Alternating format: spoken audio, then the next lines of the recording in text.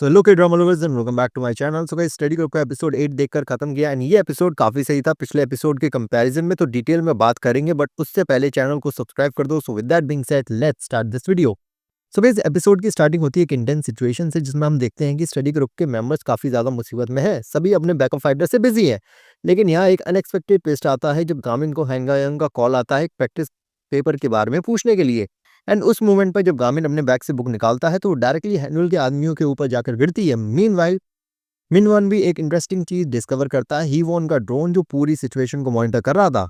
And इसके बाद हम देखते हैं कि डिटेक्टिव ना कैसे संचोर को ट्रिक करता है ताकि सच्चाई समझ सके। पता चलता है कि असली मुजरिम संचोर नहीं है, और ये बात कंफर्म करने के बाद डिटेक्टिव रियल कल्प्रिट को पकड़ने निकल पड़ता है। लेकिन यहाँ एक और प्रॉब्लम खड़ी हो जाती है। जियो को फाइटर्स ट्रेनर किडनैप करने वाला होता है, और यहाँ पर संचोर का स्ट्रगल देखने लायक है। वो अपने दोस्तों के साथ मिलकर उस फाइटर से लड़ने की कोशिश करता है, लेकिन एक शॉकिंग मोमेंट तब आता है जब जियो खुद फाइट में पार्टिसिपेट करती है। एंड जियो को फाइट करता देखना किसी ट्रीट से कम नहीं है मेरे भाई। और फिर आता है सबसे एपिक मोमेंट, गामिन की धमाकेदार एंट्री होती है। वो डोर तोड़कर अंदर आता है, हाथ में नानचक्स लेकर।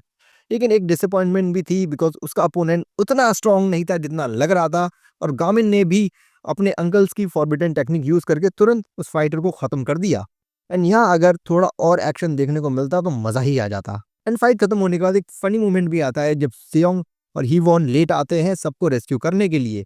मतलब हीरोइक एंट्री तो जरूरी थी, भले ही वो लेट क्यों ना हो जाए। एंड ये मोमेंट काफी लाइट हार्टेड था। गामिन को याद आता है कि उसकी नोटबुक रूफटॉप से गिर गई थी, और जैसे ही वो उसे लेने जाता है वो डिटेक्टिव ना की भी हेल्प कर देता है एक सरप्राइज अटैक से।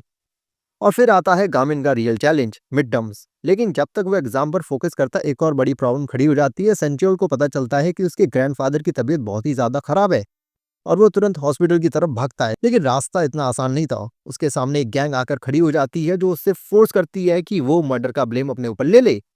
लेकिन सेंचुअल किसी भी हालत में हार नहीं मानता, वो लड़ता है और फाइनली हॉस्पिटल पहुंच जाता है।